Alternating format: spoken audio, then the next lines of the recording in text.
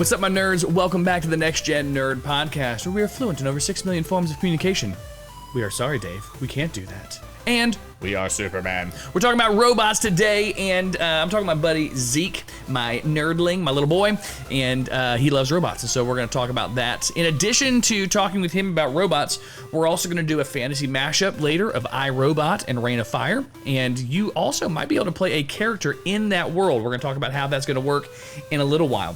We're also going to talk about how we are, how robots are kind of like making things in our own image, and yeah, it'll be really good. But first, we've got some nerdy recommendations, and we're going to try and keep it on theme today. And so we've got some books or comics that have to do with robots, maybe a little loosely, games that have robot characters, and some movies that have movies and TV shows that have robot themes. So let's just go ahead and jump into our nerdy recommendations for today. As far as things to read, I'm gonna start with Junkyard Joe. If you're not familiar with Junkyard Joe, that's okay. It's a lesser known comic. It's by Ghost Machine, which is an imprint of Image, and they've been doing a lot of really great stuff.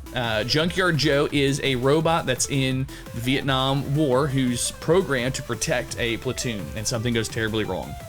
He is a robot with a heart of gold. We see him in also in Geiger, which is another Ghost Machine comic as part of the Unnamed Heroes series. And so if you are interested in that, like, pick it up. There's a standalone volume that kind of goes over his story. I'll make sure to link that in the show notes. But yeah, if you watched the Creature Commandos, G.I. Robot, or whatever his name was, is very similar story to Junkyard Joe. And yeah, I would assume Junkyard Joe came after G.I. Robot, but doesn't matter. Great stories, both of them. So check that out. Also, this one is, again, loosely tied to robots. It's Ready Player One. If you have not read the book, I encourage you to read the book. I love the book. It's not family friendly. Like, I wanted Zeke to read it this summer, but the more I looked into, reread it and thought about it, I said, no, there's some stuff in here I don't want him really grappling with at the moment. And you're probably going, if you've read the book, you're like, there's not robots. And you're right. There's not really robots. The premise of the book is that there is this universe that is a game, an open world game, and everyone escapes to it because the world is terrible. And a poor young boy ends up finding the first key in part of this challenge that the creator of the Oasis, which is this universe, put in place so that whoever finds all the keys and all the gates and finds the Easter egg at the end will then own the Oasis, and they'll be rich beyond their wildest dreams. And this kid finds the first key that no one's been able to find, and then it starts this whole race to find all these things. And the robots that come into it, I immediately thought of this because after one of the challenges, the people who complete the challenge get to pick one giant mecha robot that they get to put in their inventory that they get to then pilot. And I would love to have the ability to virtual reality feel like I am in the Dragon Zord from Power Rangers, or Voltron, or Mechagodzilla, right? And so that's a whole part of the book and some of the battle scenes, and so definitely check it out. There is a robot in there. If you've watched the movie, it's not nearly as good, but it's still enjoyable. But I encourage you to check out that book. Yeah. Also, the last thing is actually two series. One is the Bobaverse series. One is the Expeditionary Force series. I can't remember who Bobaverse is by. I'll put a link to it in the show notes. And then Expeditionary Force is by Craig Allenson. The reason why both of these are there is because some of the central focus of this, while not robots, are an artificial intelligence that uses mechanical things to exist in the real world. And that may be splitting hairs for some of you. That may sound like a robot, and I get that. But they're two great series. So Bobaverse, the premise is that a average computer programmer signs that you can freeze his brain when he dies. He dies from this car accident, and he wakes up in the future in the form of an artificial intelligence. And the series follows him as he explores the universe. To explore the universe, he has to create ships, and he creates all kinds of robotic, mechanical things to help him interact with the physical world. And it's a really touching series where he's an artificial intelligence, but he still has feelings, and he's trying to deal with those things. And what does that look like? And as he begins to replicate himself in order to explore more, things happen with those replications. And I really enjoyed it. I think it's like 4 or 5 books. I listened to the first, if there's 4 books, I listened to the first 3 like in a matter of 2 or 3 weeks. And then the next one in the series came out, and I was like, oh my gosh. And I dove in and enjoyed that as well. So that's the Bobaverse series. I think the books are like We Are Bob and things like that. So it's pretty neat. The guy's name is Bob, if you couldn't figure that out. The Expeditionary Force is a much larger series. I think it's like 20-something books. I'm currently listening to, I think I'm on book 4 or 5 right now. And these aliens come to Earth, and they begin to oppress the Earthlings. And a very average army soldier is taken away to another planet to work, and while he's there, he comes in contact with Skippy, which is a ultra-intelligent, ancient artificial intelligence that helps him to fight back. And I think that one's a funnier series, just because of the way that Skippy interacts with the humans. He calls them monkeys every time they he gets them food. It's always banana flavored. But it's really funny because they'll have these moments where they think of things that this super intelligent artificial intelligence couldn't come up with. And he gets really frustrated that they have those moments of greatness. But it's a great series. I'm really enjoying it. Both of those are in a genre of books that I'm learning that I really like, and that's highly technical sci-fi with space exploration. I just love it. Like when they're talking the amount of energy needed to travel at the speed of light based on this size. I love it. Or like where they're, like the current one I'm reading, they're trying to steal these broken down starfighters. But in order to do that, they have to trick the sensors to not see them, and they've got to build these items to go in their place, and so they have to be the right mass, and they have to have the right shininess. So anyways, they're nerdy books, and I'm a nerd. And let's be honest, you're listening to my show, so you probably are too.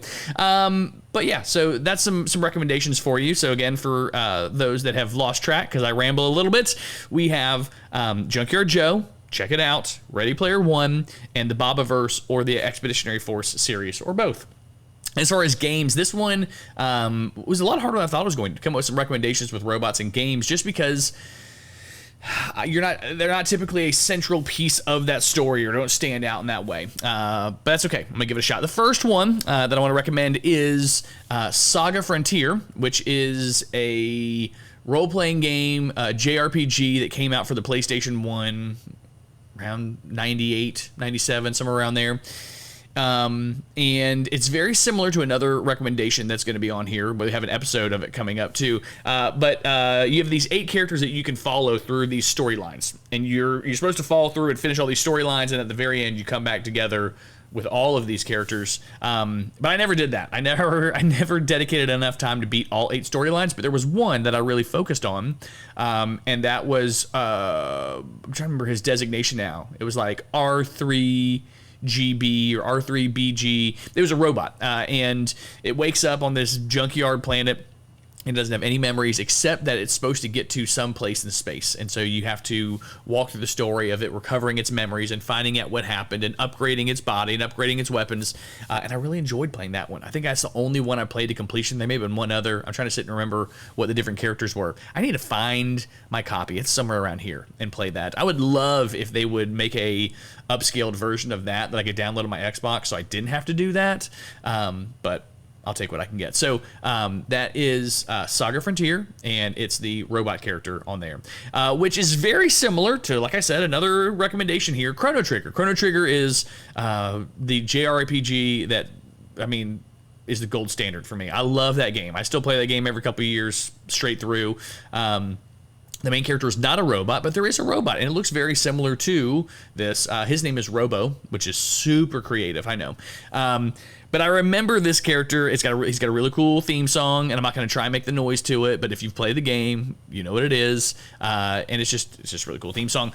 But I was thinking about this the other day. When you play Chrono Trigger, you can name your characters, and of course, I would always name the main character CJ because I'm the main character. And my buddy Matt, who introduced me to this game, he would always name the main character Matt. Go figure.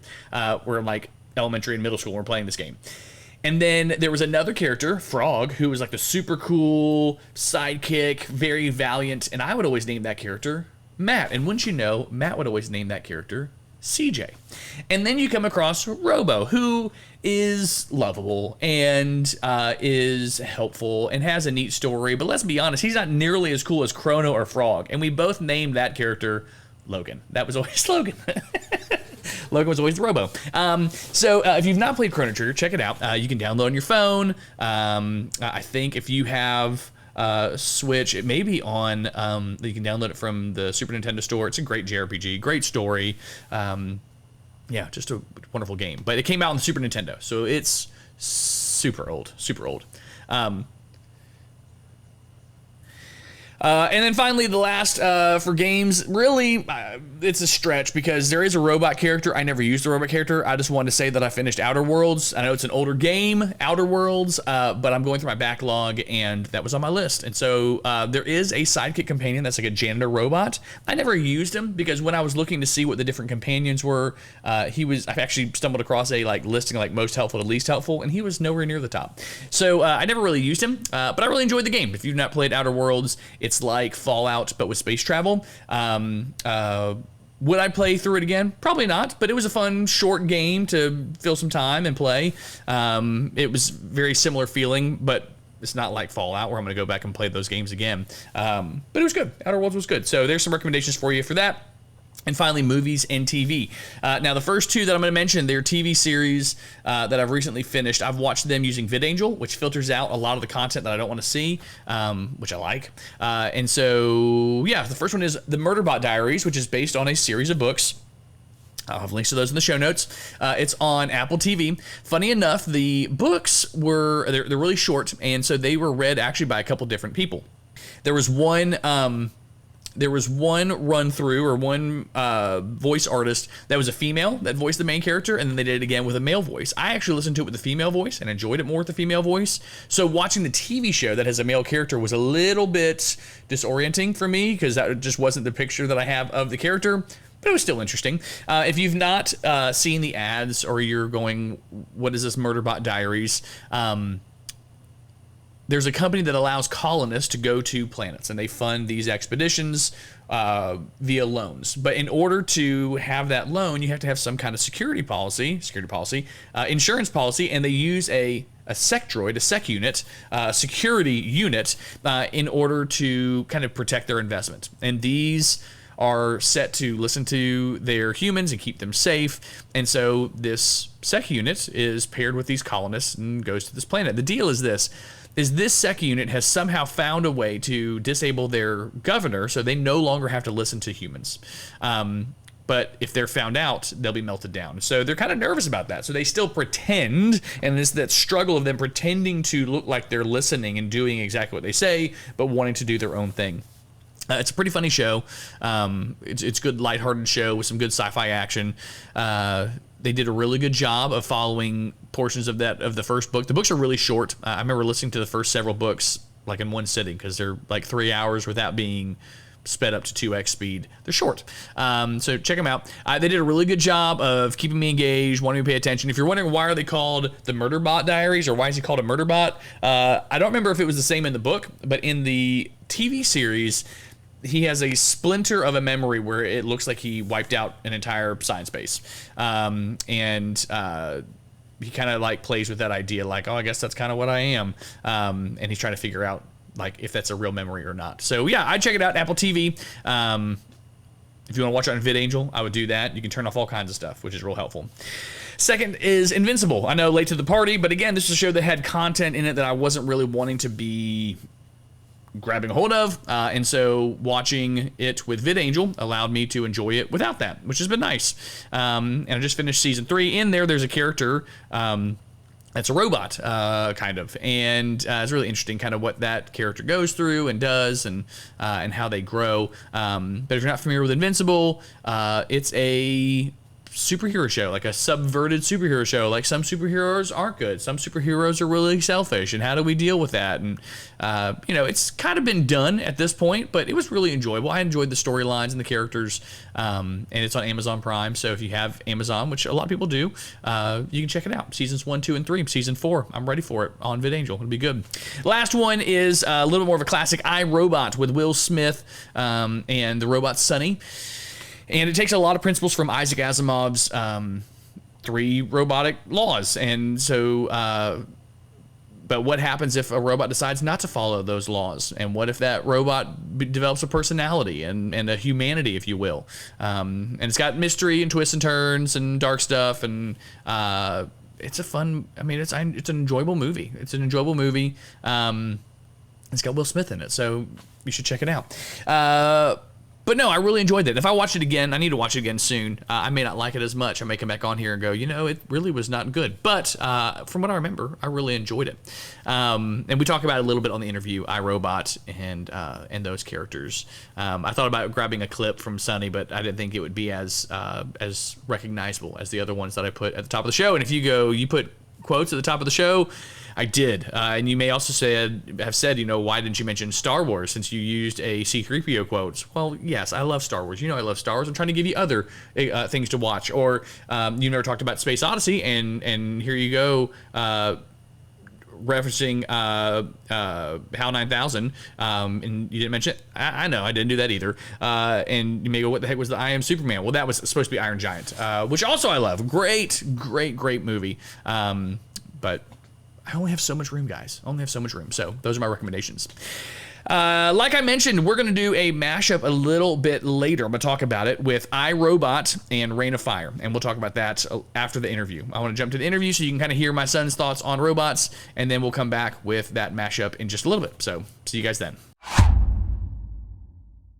Welcome back, guys. So I am here with my buddy Zeke, and we are talking about one of his favorite things, robots. Now, a year ago, we went to Disney, and there was one thing that you definitely wanted to do when we got to Disney. What was it? Get a robot. Not just get a robot. You wanted to go and make your own robot. Like, go to the Droid Builders pavilion thing, and you built it. And was it as amazing as you thought it was going to be? Yeah. And so what robot did you build there? My favorite robot, BB-8. You built a BB-8, and it looked just like BB-8? It was a black one. It was a black BB-8, yep. And so, why do you love robots? I guess I never thought that, machinery could be as lively as fictional robots. I personally think that fictional robots are better than real robots, because fictional robots can do a lot more than real robots can. This is true. And I agree with you. But why are you drawn to robots, right? Like, when you think Star Wars, your favorite characters are the robots. Why are your favorite characters the robots? The droids. Droids, which is short for android. Yeah. I guess I like droids because usually, because they're not like humans. So it's not like your average character that you'll have. Because usually if you have a character in a movie or a TV show, it'll usually be like a human or something. But there's a lot of robot characters in Star Wars. Okay. All right. So who are some of your favorite robots? We mentioned BB-8. BB-8 is my favorite robot.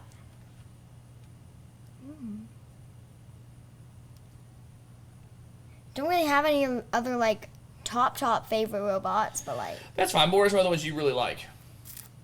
Maybe think outside Star Wars. Are there any robots outside of Star Wars? Just to help you out, you got Transformers. Baymax, I guess. Baymax, yep, that's a good one. You've got standalone movies that have robots in them. So think just about any sci-fi. Like we watched Real Steel. We watched The Wild Robot. We watched what's other robot movies? We've watched a lot of robot movies. There's more like villain robots, right? Wall-E is a robot. Oh, yeah. You know? I guess The Wild Robot. Okay. Yeah. Yeah, that was a good one. That was a good movie. So some of my favorite robots, and some of these you've not seen. So One of my favorites is the robot Sunny from iRobot, which we may need to add that to our watch list. We need to watch that here soon because it's a good one. It's a good one. So I like that one. I like Optimus Prime and Bumblebee. Mm-hmm. Right? I like those characters. I watched Transformers. You have watched Transformers. Yeah. I know you have. So there's those. There's the Iron Giant. I love the Iron Giant. Superman. Yep. I love the Iron Giant. I like Terminator. I love the Terminator movies. I do. I haven't watched them yet, but they seem... They are a little scary. I mean, it's a robot coming to kill them in every Terminator movie. At least one robot coming to kill them. But those are some of my favorite robots. I like those robots. I also like Star Wars robots too. I love R2-D2. Would love to have a little functional R2-D2. Had one at our wedding, a functional R2-D2. But I like all the robots. I like here's some robots. They're kind of robots. They're more like mech suits, I guess. But the Zords from Power Rangers. Those are robots. Alpha from Power Rangers. If you count those, I didn't think you'd count those as robots. Okay, then I have some answers now. Okay. I'm good. Okay. I got some things down now. All I right. didn't know that you counted those as robots. Well, they're kind of exosuits, but they do operate on their own without their person in them. True. So there is that. I'll keep that in mind. They have some level of intelligence. Yes. All right, so let's move on to our next question. What was the first fictional robot that made a lasting impression on you, and why? What do you think about video game robots? There's tons of video game robots. We'll come back to those. Yeah. I thought about those. Okay. I think the first robot that really impressed me, BB-8. BB-8? Yeah. And why did it impress you? What about BB-8? Why do you love BB-8? Teensy tiny. It's teensy tiny. Like me. Teensy tiny like you. Mm-hmm.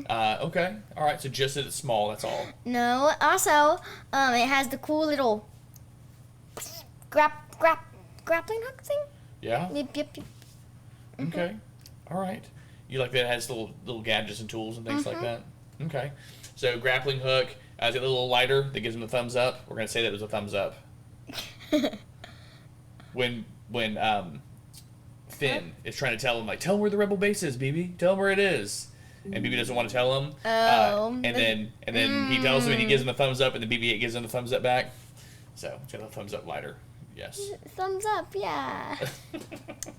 Okay, so let's talk about this. So you've seen some older depictions of robots, and you've seen some newer depictions of robots, and I want us to think about, have the depictions of robots changed? So let's talk about C-3PO, R2-D2. That was 40 years ago. Well, not 40 years ago. It was 50 years ago.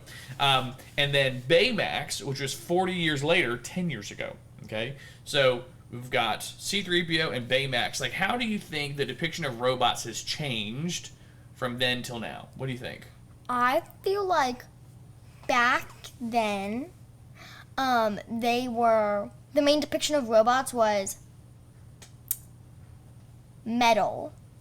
Alive metal. I think that was mainly what they were going for when they thought robots. They're like, we need to make something out of metal and make it look like it's out of metal. Make it look like a metal machine, but make it alive and have a brain. Okay. While now when you look at Baymax doesn't look like he's made out of metal. He's made out of cushiony stuff. Like a giant marshmallow. Yeah. Giant tasty marshmallow.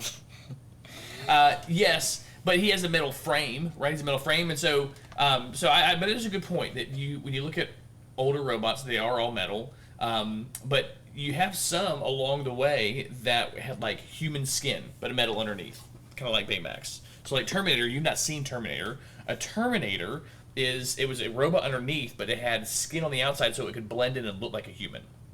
And so that was the purpose, so to blend in. You've not watched Star Trek much.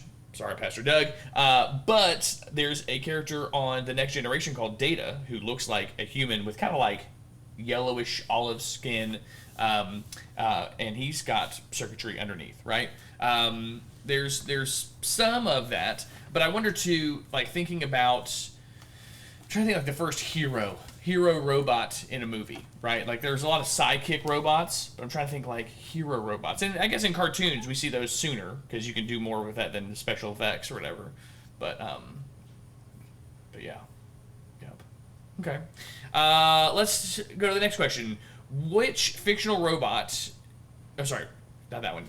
Why do you think a character would be better as a robot instead of a human/alien? And so when you first read this question, you're like, I don't. I would rather be a human or an alien. And what I mean was, like, is there situations where you think it would be better for this character to be a robot than a human or an alien? Like, what situations would you think that it'd be better to have a robot? The robot, maybe if you needed to hack, the human has to learn those skills, but the robot is a robot. The robot could probably just easily hack. And also, the robot, nowadays, if there was robots, they would probably make the robot, maybe the robot would be able to search the internet. So if you needed to know at something, the robot would know. Because they could just search the internet, the web. Yeah. I wonder, too, about, and this is really artificial intelligence, we are talking about robots. But I wonder, too, the fact that they don't need to converse as much as a human might. You know, if you had a character who was alone, it could be a robot trudging along, doing its own thing. But maybe that's changed because they have personalities and feelings and thoughts and all those good things. Those good things. Which fictional robot do you think is most realistic or plausible, meaning we could see in the real world? And which is the most fantastical, meaning that will never happen? What do you think is the most realistic? Let's start there. Most realistic robot. Yes.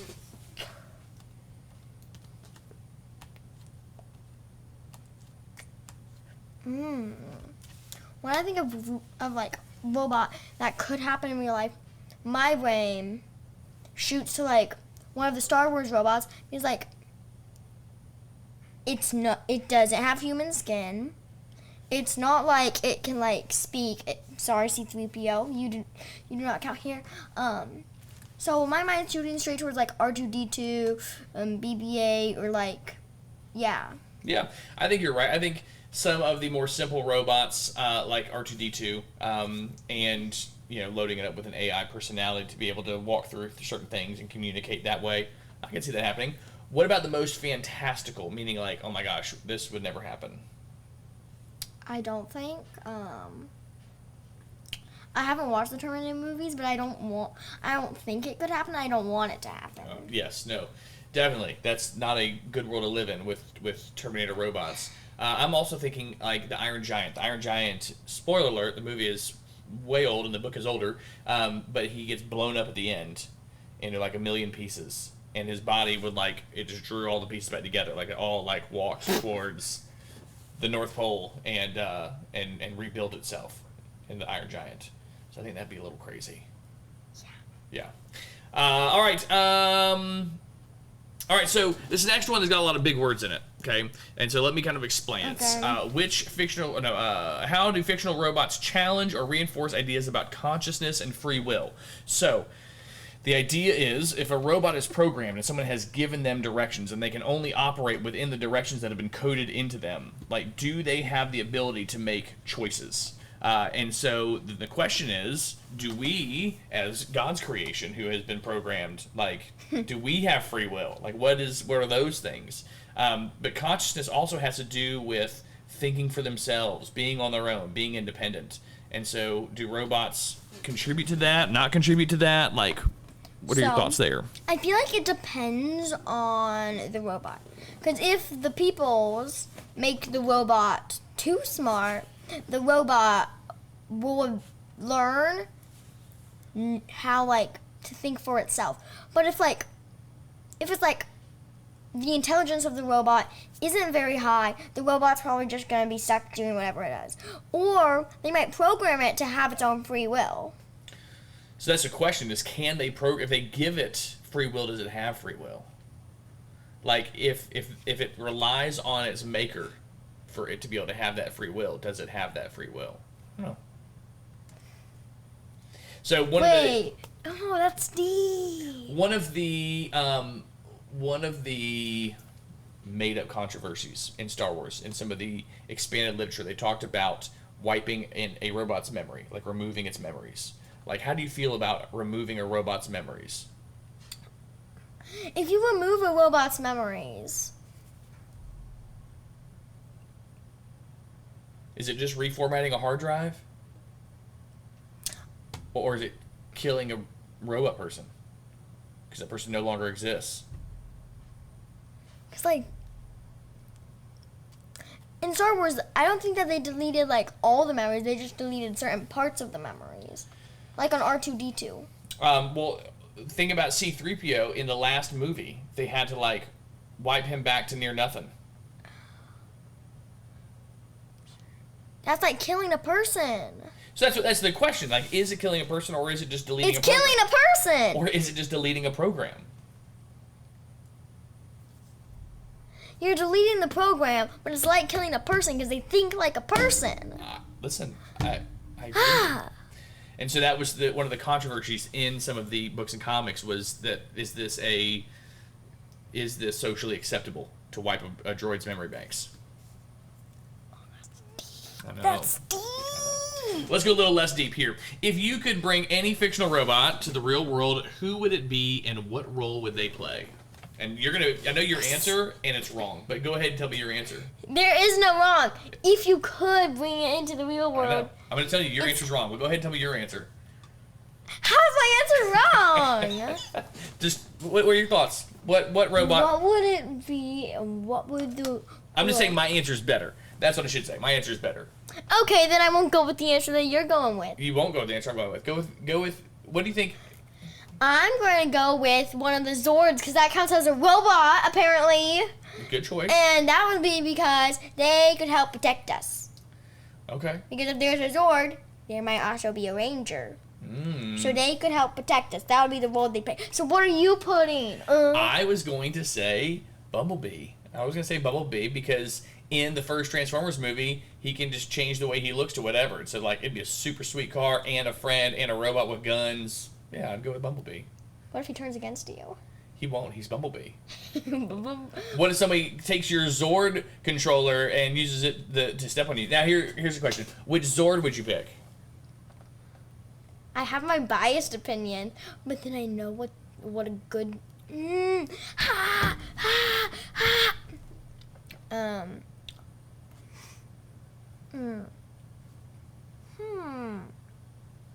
Maybe a Zord that could...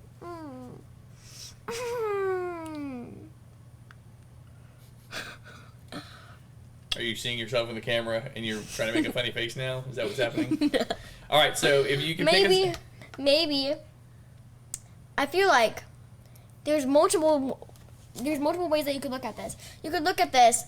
You could go for like a powerful Zord, like the Green Dragon Zord, because that one has a lot of power. Or you could go for like the Pink Pterodactyl Zord, because that one can fly, so you can cover higher ground. True. Or there's multiple ways that you can think of it. I know, but we don't have 4 hours to think about it. Yes, we do. Here, stay in camera. Stay in camera. I guess I'll go Dragon Zord because it's very powerful.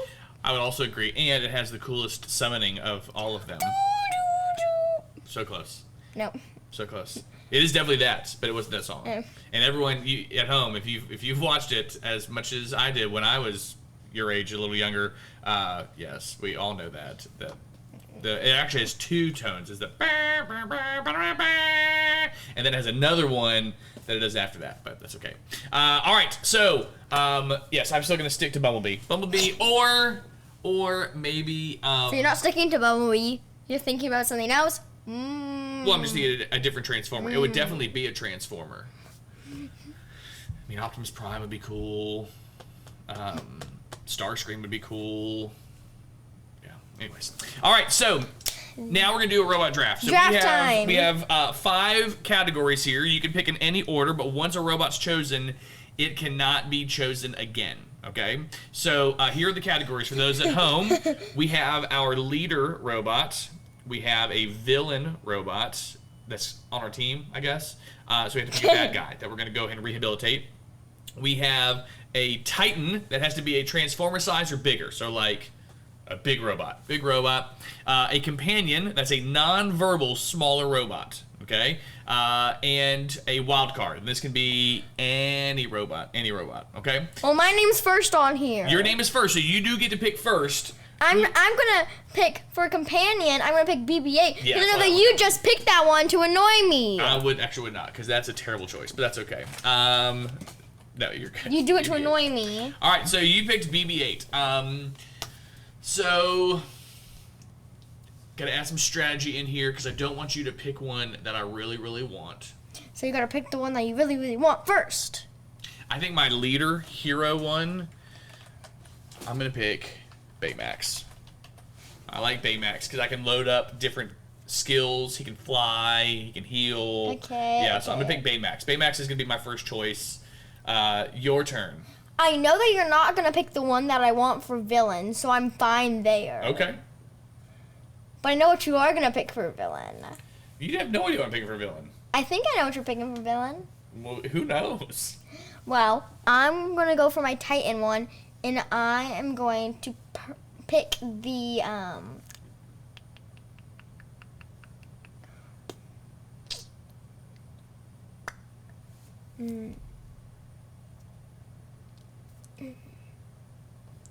I'm gonna pick the Dragon Zord. Yeah, excellent Green choice. yeah. Excellent choice. All right, Dragon Zord. All right, so I'm going to go. You're not gonna pick. So you already picked Titan, so you can't pick a companion. So really, I'm gonna pick villain. So you wouldn't steal my villain anyways. Like, who do you think my villain is? Terminator. That's a great guess. And if you said Terminator, you'd be kind of close. But not the T-800, which is from the first movie. I'm going to go with the T-1000. The T-1000 robot, Terminator Series 1000, is from Terminator 2. And then that one, it is a droid, but its hands and legs and face are all liquid metal. So it can change to look like anybody and change to like turn into any weapon, like swords or whatever else. Super strong, super fast, super agile. T-1000 is on my team. All right, your choice. Wildcard is any robot. So you can't pick the one that I want. So I need to pick Wildcard right now so I can mark that off the list for you so that you can no longer pick that. Well, you can pick whatever. You can pick whatever. I mean, your leader could be my Titan, I guess. Huh? Your leader could be my Titan droid. True. But who's a leader? What would make a leader droid? What's the description of a leader droid? A leader. So this is the one who is like front and center on your team. Like they're the one that's, making the decisions. moves, Yeah. making the shots. Yeah.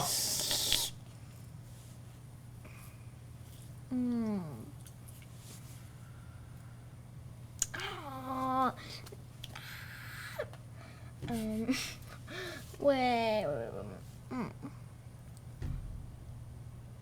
Up and center.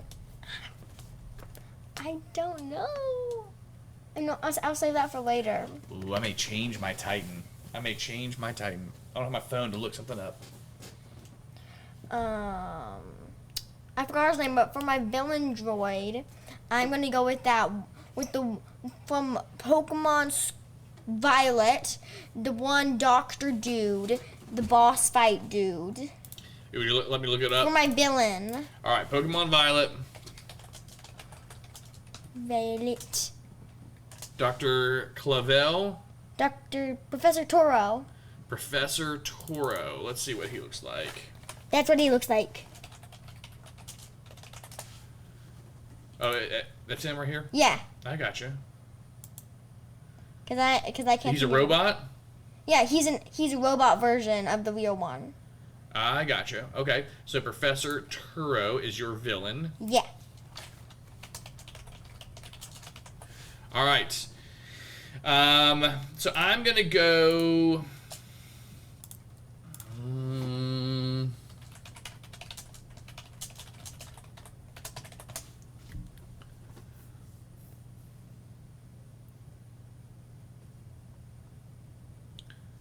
All right, so I'm going to for my Titan, I'm gonna go the Millennium Falcon.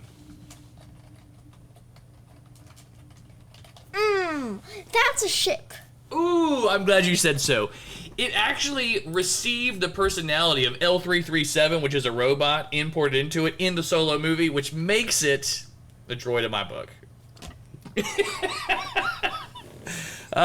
can't have a stupid ship. A stupid ship. Listen, I'm just saying that A stupid ship.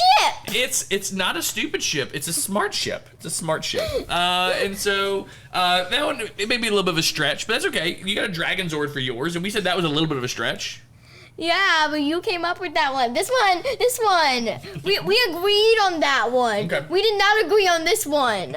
I'm not agreeing. All right, your turn. You have your leader and your wild card. I don't know, money.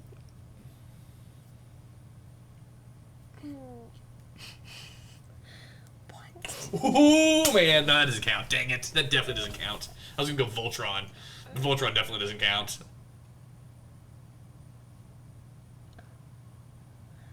What would you even put him as?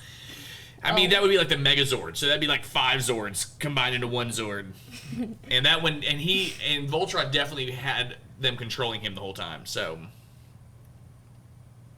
I just realized I wasn't thinking about superheroes. Superheroes exist. they do. You gonna do your wild card next, or your leader? That's not helping me at all. Superheroes do exist.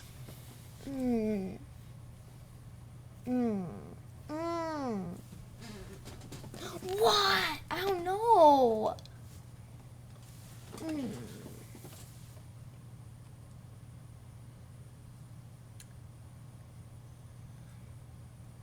I think I'm gonna have as my leader, I'm gonna have the wild robot. Wild robot? Yeah, that's a good choice. Because the wild robot seemed very strong, and the wild robot brought the whole force together. That's giving the leader energy. This is true. Brought the whole entire force together, even though the whole entire force was after survival and wanted to kill each other. Yeah.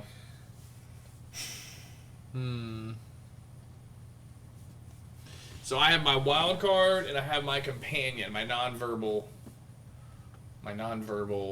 robot. And I had an idea in my head, but then now that I'm here, I think it's a really dumb idea. I was going to go with Bubo from Clash of the Titans. He's the mechanical owl that like flies around, but I feel like that's a dumb choice. Wait. Who is this Bubo? All right, so Bubo. Who is this Bubo? Clash of Titans. This guy right here. He doesn't seem like a bad idea. Um. Now, is he evil? No, he's not evil. No. He's Dang not evil. it. He can't be your villain one. Dang it. You already got your villain. I know, I was asking that just because then you couldn't use it for your companion, but you could use it for your wild card. Yeah, could I do Wally? Does Wally work? It works. He got a brain. He got a brain. Yeah, he's a smaller one.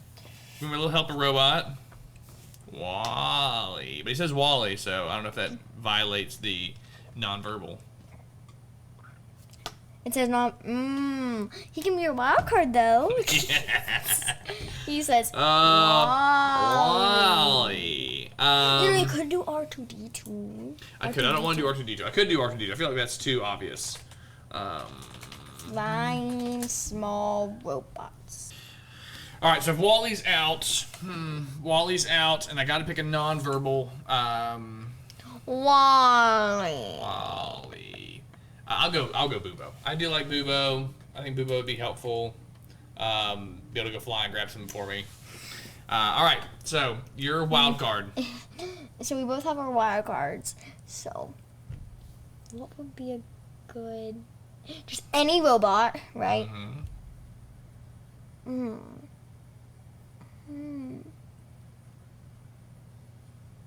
Does it have to be in control of itself? No. No. Unless you're thinking Megazord, and then no, you can't do Megazord. What are you thinking? Like what? Like? I don't know. I just asked that question to ask that. Wait, does that... No, that's not like a... That's...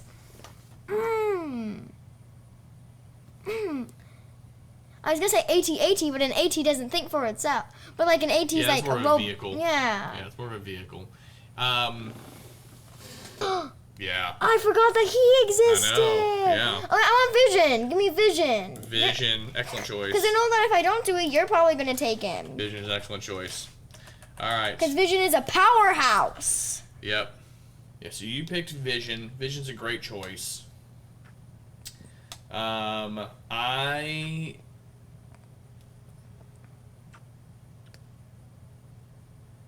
think I'm gonna go Sunny. I'm gonna go Sunny from iRobot. From iRobot. Yep. Yes. Heart and soul. All right, so go back over your team: the Wild Robot, Professor Turo, the Dragon Zord, BB-8, and Vision. Excellent team. I have Baymax, T-1000, the Millennium Falcon, Bubo, and Sunny. Bubo is like a scout on your team. He can be the Yes. scout. He can scout Definitely stuff out. scout. All right, so those are our questions on robots. Anything you want to add on robots? They will take over our jobs soon in our lives, and we shall all die. We should be nice to the robots. No, I want it to happen. You want them to take over our jobs and we'll die? So we can go be with Jesus? Is that what you're saying? Okay. Yes. But I was saying we could be nice to them so that our robot overlords won't hurt us first. You know, they may turn us into human batteries, but that's from the Matrix, which you also haven't seen. Yeah, I haven't. I need to watch some of these movies, but some of the movies are too scary. All right, so we've talked about a bunch of movies. Are there any movies I want to watch? No. There's none of those that you want to watch? No. No? Well. No. Too bad. Nightmares are coming, so there we go. Because Terminator seems too scary. iRobot seems too scary. Whatever the movie you just said seems too scary. They're all too scary. Scary. But you'll be good. You'll be good. Well, thanks for coming on the show, talking about robots. Yeah. I just lie and say that I have to go to the bathroom to make me watch them. Yeah. And I just sit in the bathroom all day. That sounds like Zeke. That's on brand. That's on brand. All right. Thanks, guys. We'll be right back. If you have any thoughts on the interview or things you want to comment, comments are probably turned off, so you'll need to email me those. You can email me at nextgennerdpodcast@gmail.com, and we'd love to share your comments on that on the show next time. But for those of you that listened to the last episode before this one, I talked about doing some mashups, right? I love the idea of alternate versions of the same story, changing a take or a perspective on something. And then the last one, and in future episodes, I'm going to do kind of it on the fly. But for this one, there's been some time between when I recorded the episode, or recorded the interview, and now, and I've had a lot of time to think about what I would want to do. And so, looking at the story of iRobot, again, so this story is about a robot who begins to dream, begins to be more human, and has its own aspirations, and then it kind of, ends there. Like, what are we going to do with this? Well, I thought it would be kind of interesting. We added zombies to the last one, and I thought, what if we added dragons to this one? And so what I wanted to do was create a mashup world with Reign of Fire, which is a dragon movie, and this. And so if you're not familiar with Reign of Fire, in Reign of Fire, modern humanity, uncovers a cave that has dragons in it, wakes them up, and then they begin to destroy the surface of the earth. And it follows a small group of survivors that are trying to defeat the queen dragon, the mother dragon, so that they can live in peace. And it's this barren wasteland. They always have to hide, all kinds of things. And so I thought, what if we pull those together? And so what I'm thinking is this: what if you have the ending scene of iRobot, where Sunny is more human, and then as it's closing, dragons arrive. You may have seen the little social media game where you take the first line of a story and then add, and the dragons arrived. We're going to do it at the end. And so what if these dragons arrived? And what if they began to destroy the surface of the earth? Humans have to retreat below the surface, have to hide. And what if the only way for these humans to be able to gather the supplies they need, food, medicine, whatever else, is to send out these robots outfitted like medieval knights, send out these robots as scavengers to go out, collect those things, and bring them back. And what if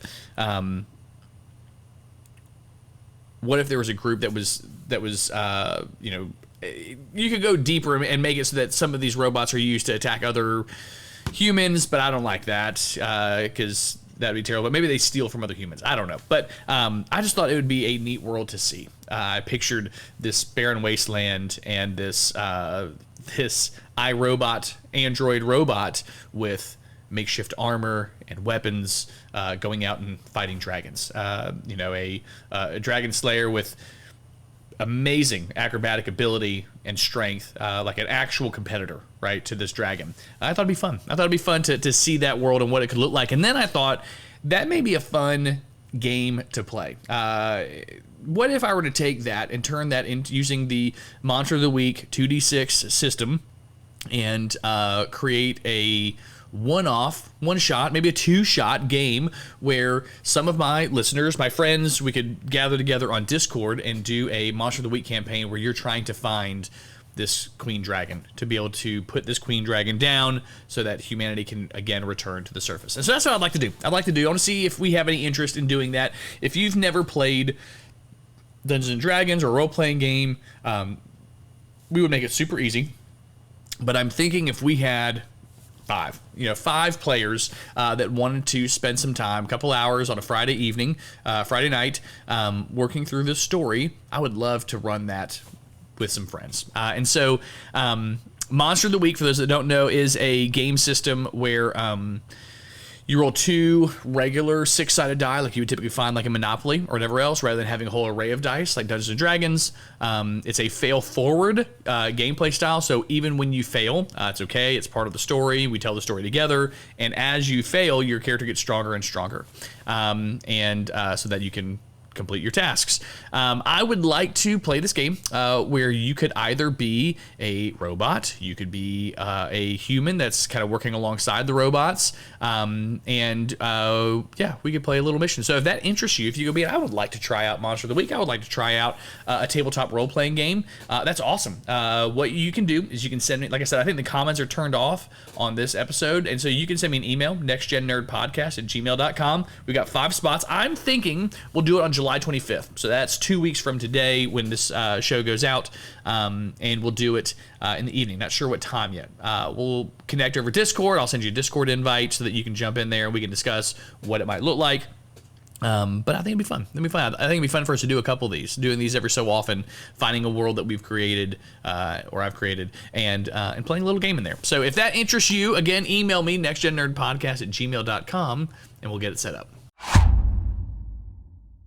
As I was talking about robots with Zeke and thinking about some of those things, I wanted to wonder a little bit about why we make, in popular culture, we make robots look so much like us, and the fascination there, right? And some don't. There's plenty of examples that are not humanoid.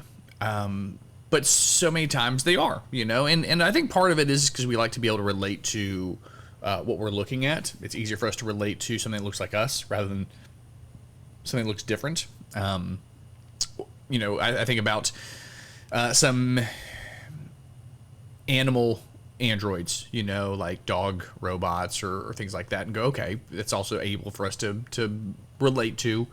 And I wondered, too, after I was thinking about those things, I wonder if that's part of the Imago Dei, the image of God that's printed on us. And so as a Christian, when I look at Genesis 1, I look at this as a love letter from God to us, that God created us He did it very carefully. He did it very purposefully.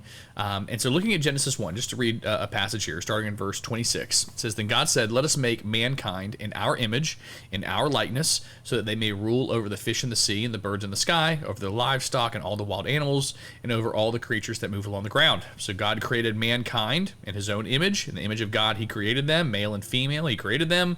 God blessed them and said to them, 'Be fruitful and increase in number, fill the earth, subdue it, rule over the fish in the sea and the birds of the sky, and over every living creature that moves on the ground.'" And it goes on later, after he has done all these things, it says, "God saw all that he had made, and it was very good. And there was evening, and there was morning the sixth day."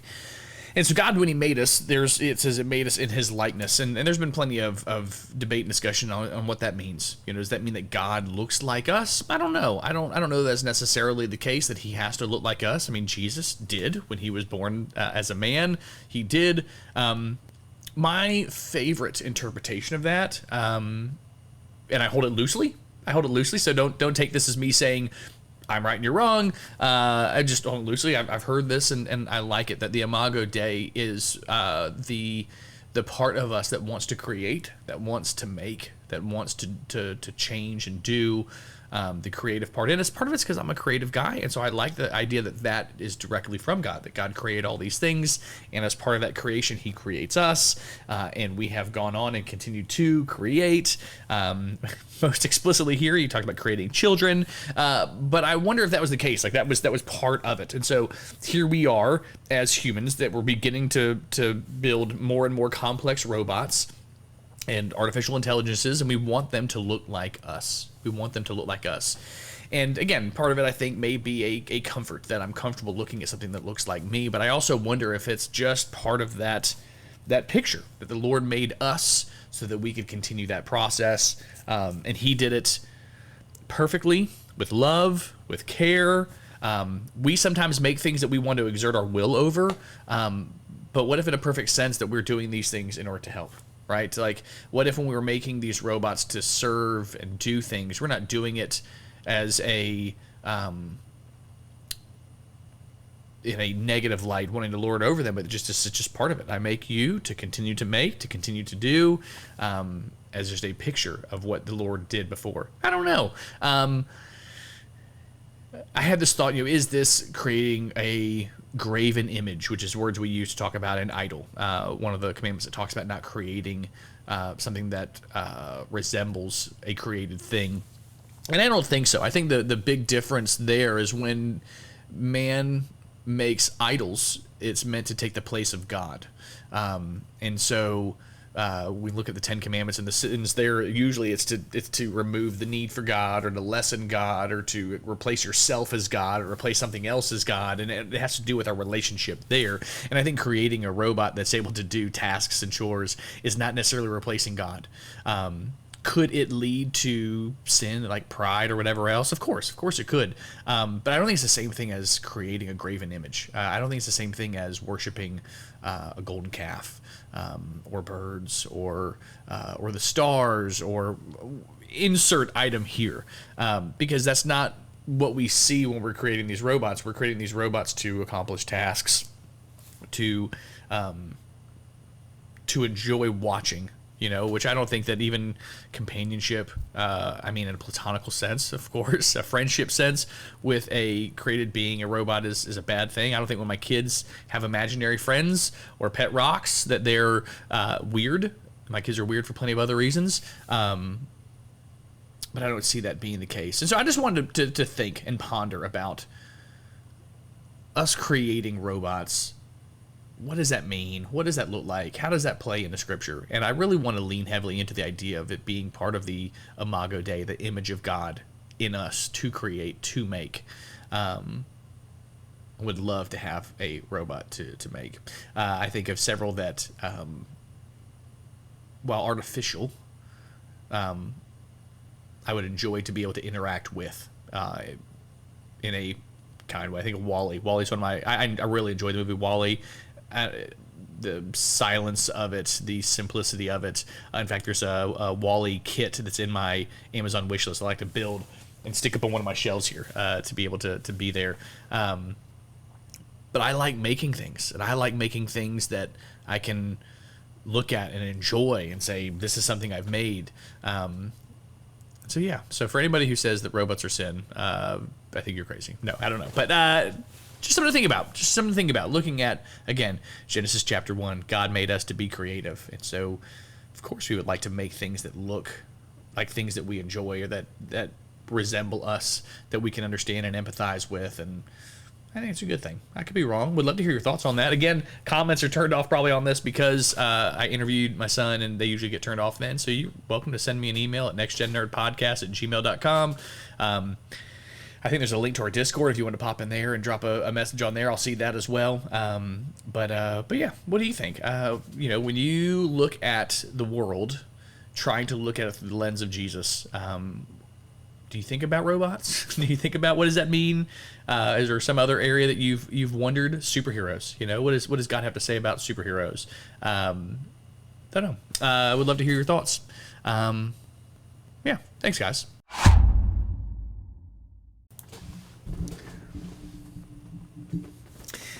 Well, if you made it this far, I appreciate you listening to me ramble on about different things. I hope it caused you to think a little bit. Would love to interact with you on these topics in a variety of ways. You can email me at nextgennerdpodcast@gmail.com. You can find me on Instagram at nextgen_nerd. You can also drop me a message on X at nextgen_nerd. You can hop on our Discord. Links to that are in the show notes as well. It's not active in any way, shape, or form, but it is a way to get me a message if you need to find me.